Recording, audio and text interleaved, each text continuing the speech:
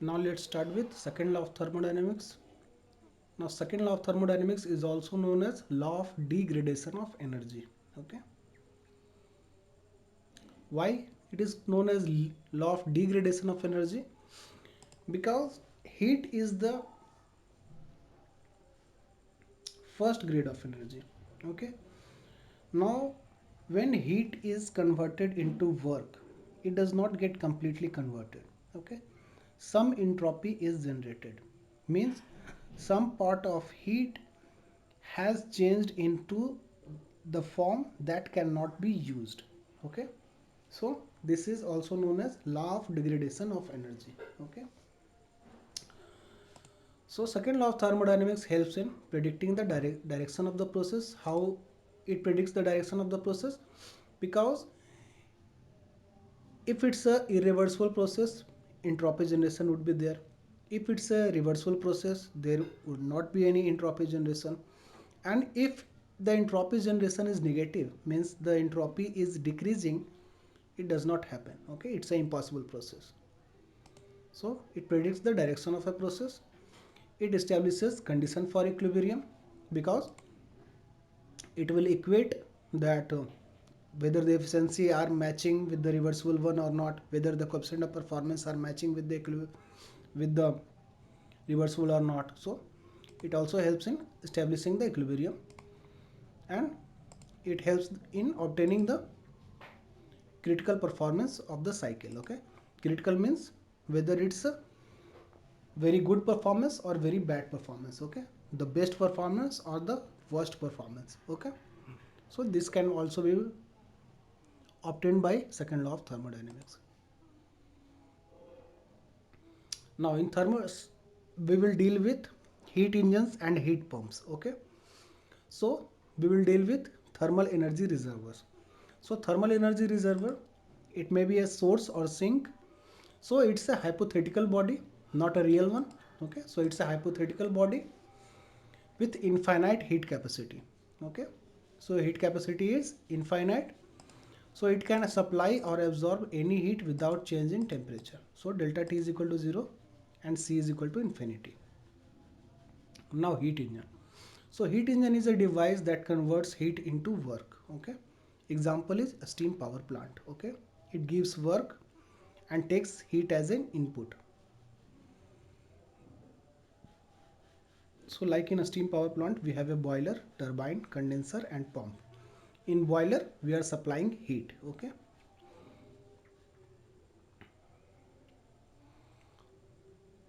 so in boiler we are supplying heat, which after getting the fluid or gas, anything, or water, after getting heated becomes a steam or heated gas, goes into the turbine where it undergoes expansion and gives out work. Then this goes into condenser and rejects heats, and once again from the pump it is fed into the boiler. Okay, now to operate the pump we have to give some input. Okay, so work input is also there in pump. Okay, so this is the cycle. Okay,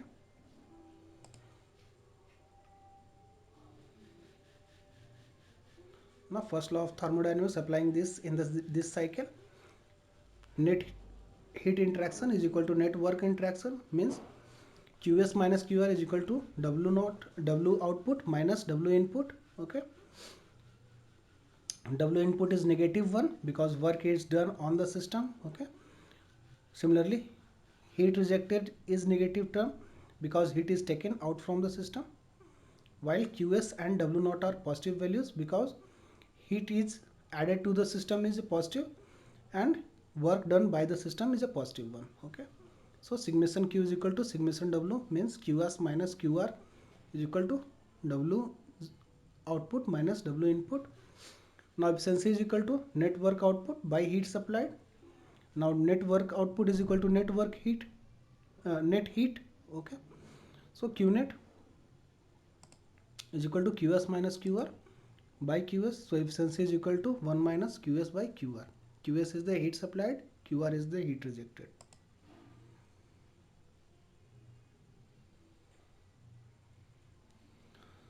Now we will deal the first statement of second law, which is the Kelvin-Planck statement. So Kelvin-Planck statement is a simple statement that efficiency of a heat engine cannot be 100%. Why it cannot be 100%? Because Q2 cannot be 0, means heat rejected cannot be 0. Okay, and heat supplied cannot be equal to network output. Now PMM2, perpetual motion machine of second tank kind. So it simply violates the Planck statement and says that it's a heat engine having efficiency of 100%. Now refrigerator. We have seen the heat engine. Now we will see heat pump and refrigerator. So heat engine was giving work output, while heat pump and refrigerator will be taking heat input, taking the work input. Okay, heat engines gives work while heat pump and refrigerator consumes work. Okay, now why do they consume work? Because they have to perform their job. Okay, so refrigerator does the job of keeping the cold place colder, while the heat pump has the job of keeping hot place hotter. Okay, coefficient of performance of the refrigerator is equal to Q2 by W net, and coefficient of performance of the heat pump is equal to Q1 by W net. Okay, which is also equal to reciprocation of the heat engine, efficiency of heat engine. Okay, because heat pump is nothing but just a reciprocal of heat engine. Okay, now COP of heat pump is equal to COP of refrigerator plus 1. You can see that Q1 plus Q2 plus W net is equal to Q1. Okay, so COP of heat pump is equal to COP of refrigerator plus 1. Now we are drawing a heat pump and a heat engine also I will draw. So it's a heat pump or refrigerator. So T1 is the source temperature, T2 is the sink temperature, and W is the work input given to the heat pump or refrigerator to perform the desired output. Okay, now this is also a heat engine taking heat from source and rejecting heat to the sink, and in between performing work, giving work output W. Okay,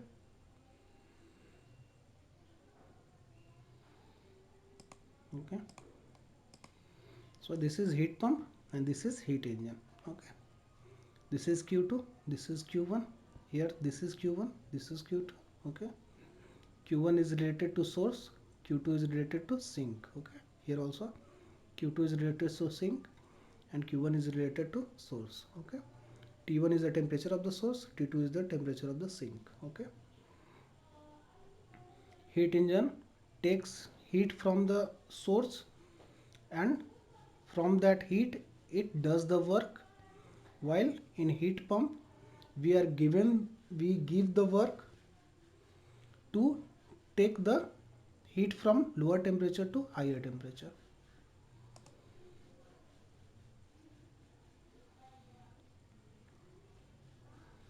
Now heater versus heat pump, means electrical heater that we use in the houses versus heat pump.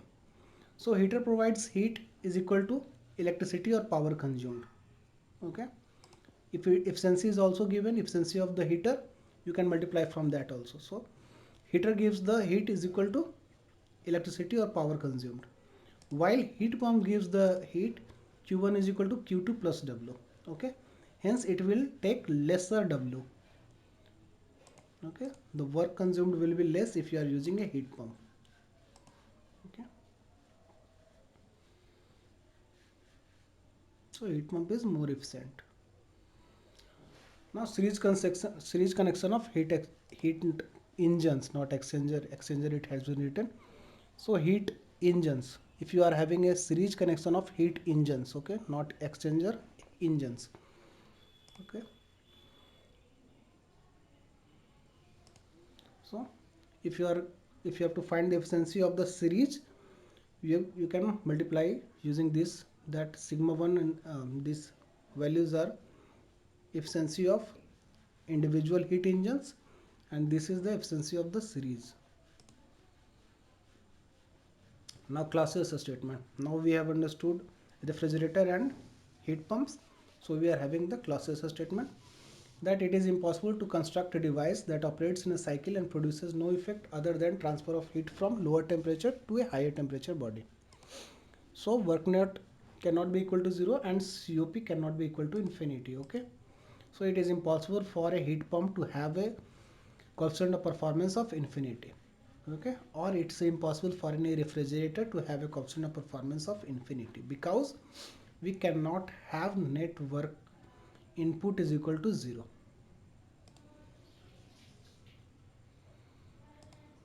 So Clausius statement and Kelvin-Planck statement are equivalent, because Kelvin-Planck says efficiency cannot be 100% and Clausius says coefficient of performance cannot be infinity. So there are both the same terms.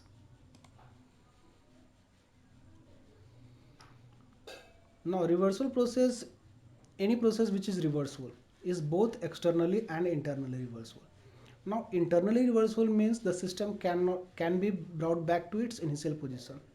Okay, whatever the condition it was having initially, if you can bring back the same position, same situation after the end of the process, it means it's a reversible, internally reversible. So how can you do this? So if you are adding heat or rejecting heat at constant temperature, okay, means internal energy change should be 0. So temperature difference causing the heat transfer should be 0. Now externally reversible means surrounding can be brought back to its initial condition. Now how would that be possible? When you are performing adiabatic. Okay, so dq is equal to 0, no heat added or taken out from the surrounding. Now factors that cause the process to be irreversible. So any type of friction, any type of resistance, if the system is facing any resistance, any kind of resistance, if the system faces, the process will not be a reversible one. So if you are having friction, if you are encountering friction, it means the process will be irreversible. If you are having the resistance of electricity, means once again it will be irreversible process. Mixing of liquids also, one liquid is mixed with another type of liquid, so it will also, in mixing it will suffer resistance because two kinds of liquid would be there. So mixing of liquids is also irreversible. Free expansion of gases is also irreversible. Inelastic deformation also irreversible, because you are performing an inelastic deformation, that beyond elasticity. So it is also it is suffering resistance. So it is a irreversible process. And once again the chemical reaction is a irreversible process. Okay. Now Carnot cycle or Carnot heat engine cycle. So it is both internally and externally reversible, means all the processes would be isothermal, means heat added at constant temperature, heat ejected at constant temperature, and work done in expansion and compression are both at reversible adiabatic. So this is a work producing cycle, clockwise cycle. Okay. 1 to 2 is reversible isothermal heat addition and expansion. 2 to 3 is reversible adiabatic expansion. 3 to 4 is reversible isothermal heat rejection and compression. 3 to 4, it's 4 not 3. 3 to 4 is there. And 4 to 1 is reversible adiabatic compression. It's written 3, it should be 4. Okay. Expansion ratio is equal to V3 by V2. Okay, change it 3 to 4. So expansion ratio is V3 by V2. Expansion is happening from 2 to 3. So expansion ratio is V3 by V2. Now Carnot cycle is a reversible cycle and it's a cycle, so summation of Q is equal to summation of W. Now Carnot cycle cannot be used for practical applications. Why? Because isothermal process is very slow, while the adiabatic process is, reversible adiabatic is very fast. Now reversed Carnot cycle, which is used for heat pumps and refrigerators. However, if you are asked about the COP of the Carnot cycle, it means you have to assume it is asking for COP of the refrigerator. Okay, so this is the diagram, PV diagram for reversed Carnot cycle, and this is the coefficient of performance versus sink temperature graph, okay, of COP. Now Carnot principle. So Carnot's principle are the simple one. It states that between any reversible engine and reversible engine would have the maximum efficiency if working between the same temperature. Okay, the temperature of the work should be same. Then a reversible engine will always be the most efficient one, and all the reversible engines working between the same temperature difference are having the same efficiency. Now PMM3, we have understood PMM1 which violates first law, PMM2 which violates second law, Kelvin-Planck statement. Now we have PMM3, perpetual motion machine of kind 3.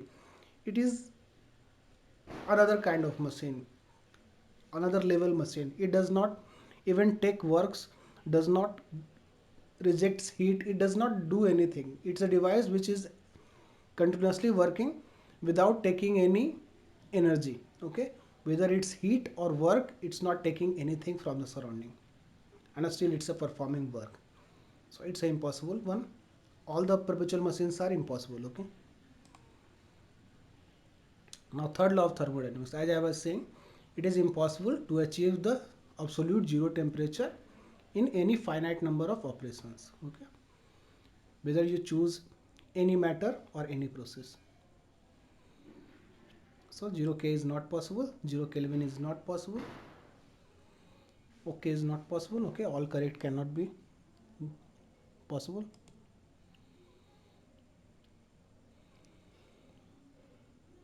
For any heat engine, if the efficiency is less than reversible, means a reversible heat engine, equal to heat engine reversible, means it's a reversible heat engine. I mean, if the efficiency you are getting is more than reversible heat engine, it's an impossible one. Okay, impossible heat engine. So what is actual efficiency and reversible efficiency? So actual efficiency is 1 minus QR by QS, and reversible efficiency is 1 minus T2 by T1. Okay. If you are taking temperature, it's a reversible. If you are taking heat or work, it's a actual. Okay. So actual is W net by QS is equal to 1 minus QR by QS is equal to 1 minus Q2 by Q1. Q2 is nothing but Q rejected, and Q1 is nothing but QS, heat supplied. Okay, and efficiency of reversible is 1 minus T2, temperature of the sink, by T1, temperature of the source. Similarly, for any heat pump and refrigerator, COP of actual is less than COP of reversible. It's a irreversible heat pump or irreversible heat engine, a refrigerator, while COP is equal to COP reversible, means reversible heat pump or refrigerator greater than COP of reversible, it's an impossible heat pump or impossible refrigerator. Okay, now COP actual is equal to Q2 by W net for refrigerator and Q1 by W net for heat pump, and COP reversible is equal to T2 by T1 minus T2 for refrigerator and T1 by T1 minus T2 for heat pump. Now 1 ton of refrigeration is equal to 3.5 kilowatt. You have to remember this. And if you are asked that you have to increase the efficiency, then best way to increase the efficiency is decreasing the sink temperature. Now if you are given a question like parallel connection of heat engine and refrigerator, that refrigerator is working from the work output that is given by the heat engine. Okay, so this is the source having temperature T1, sink temperature T2. This is the heat engine giving power output to the refrigerator. Okay, so it is the input of the heat engine and this is the output of the refrigerator. Okay, so overall COP is equal to desired effect by input. Okay, this is the desired effect Q2 that is taken by the refrigerator, and this is Q1 taken by the heat engine as input from the source.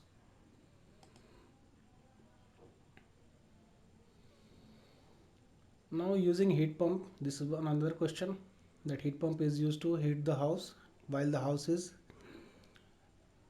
dissipating heat. So Q1 minus rate of dissipation of heat by the house into time is equal to mcv delta t. Delta t is the change in temperature or increase in temperature. Okay.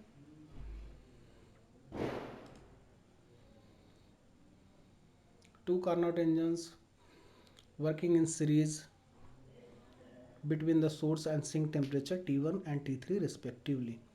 Then intermediate temperature T2 is equal to arithmetic mean of source and sink temperature if the both Carnot engine are producing same power, and geometric mean of source and sink temperature if they are having the same efficiency.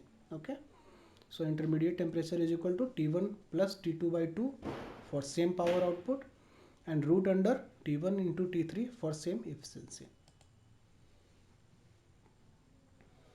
When an insulated rigid pressure vessel has two partitions containing ideal gas at P1 V1 T1 and P2 V2 T2 respectively, and the partition is removed, so final temperature and final pressure. So final pressure would be P1 V1 plus P2 V2 by V1 by V2, and final temperature would be P1 V1 plus P2 V2 by P1 V1 by T1 plus P2 V2 by T2. Okay. Also change in entropy, assuming that change in entropy of the surrounding is 0, means it's an insulated one. So change in entropy of the system is equal to change in entropy of S1, means change in entropy of the P1 V1 T1 and change in entropy of P2 V2 T2. Okay. Two gases are there, na? So first gas and second gas. Okay. So this is the entropy formula that you will read in further lectures. Now electric current involves work and no heat. So entropy changes of the system is equal to 0, as dq is equal to 0, means electric current involves no entropy change for the system, but no entropy change of the system doesn't mean that there is no entropy change of the surrounding also. Okay.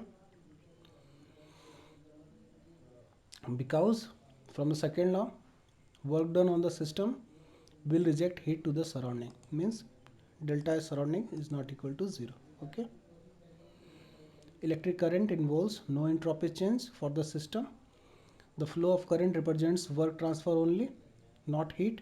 So entropy change of the surrounding is not 0, because from second law, work done on the system, if the work is done on the system, it will reject heat to the surrounding, means entropy change of the surrounding is not equal to 0. Okay. Thank you.